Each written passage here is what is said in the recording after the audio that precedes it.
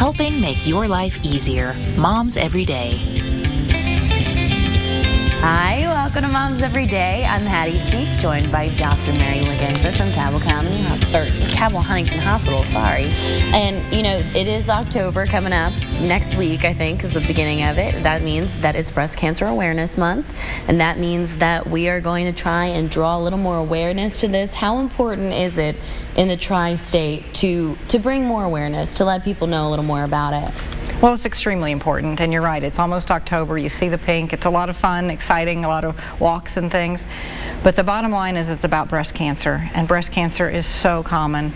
It still afflicts about 1 out of 8 people in the United States, and that's the same in this area. And unfortunately, the statistics in West Virginia are that less people per year are diagnosed with breast cancer than the nation, but the same number die. So I think the concern is that we're catching it a little later, and we need to do early detection a little better. And when they see those numbers, they might get a little bit ahead of themselves when they start saying, oh, okay, I'm not as at risk, it's not as big of a deal, because they think that that actually means something. But you're saying you still need to go in, you still need to get checked, which leads us to the mammograms. And, you know, we're hearing different things all the time about when we should really be going in, when shouldn't we be going in.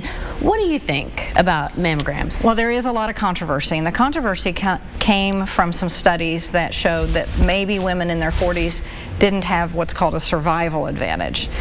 But there's no argument that that you find cancer earlier with a mammogram, and I have a little show and tell actually. Okay, yeah, and I forgot to warn you about that. Okay. So, and the other thing is, the American College of Radiology, the American College of Surgeons, and our own Affordable Care Act agree with the American Cancer Society, which says start getting mammograms at 40. Okay. So I brought my little show and tell. Okay. And I forgot to warn you about that. So basically, a mammogram can pick up things much smaller than what you can feel. Okay. Something as small as this. All right. So this is the best breast exam in the world. Can't even see would that not from here. Find this. The small, just hold it still for them. They can okay. See it. So this would be stage 1, usually less surgery, usually not chemotherapy. Not something that you would find in a typical breast exam. You could not find this on a breast exam. Okay. Unless it was so close to the surface, but basically 99% of the time you would never find this. It's not typical. 99% of the time. That's a big percent of the time that you would not find something like that. And it makes a huge difference. So if you wait till you can feel something, it's got to be closer to this size. So basically what we're finding out here is in West Virginia, it seems like we're not going to the doctor's office to have that mammogram until we feel something. Right. And once we feel something, then it's closer to this. Correct. For a lot of people, it could be too late then. Well, actually, and this is the controversy. Women who have both of these, and I'm going to hold them up to compare them, both can still be cured. Okay. But this would require much more aggressive surgery and most of the time chemotherapy. And the long-term cure rate could be lower, and the chance of it coming back, it could be higher. So the difference is, and that's why there's the studies say it's more of a cost benefit. They say, well, there's no difference in survival, but if it's me, I want the little tiny. Of course. Who doesn't? I mean, you don't want anything, but well, you don't want anything, but if you're going to find it, you want to find it. Right, and you want to find it as early as possible. And that also leads us to 3D mammography. Right. What is that? Tell us about it. Well, let me tell you a little bit about mammograms first, because some people may have never had one and don't know what to expect, and certainly there's men out there that haven't. So there's 2 views, and basically one is the breast is compressed this way and one is this way, and that's on both sides. And it's a great test, and it's improved a lot over the years.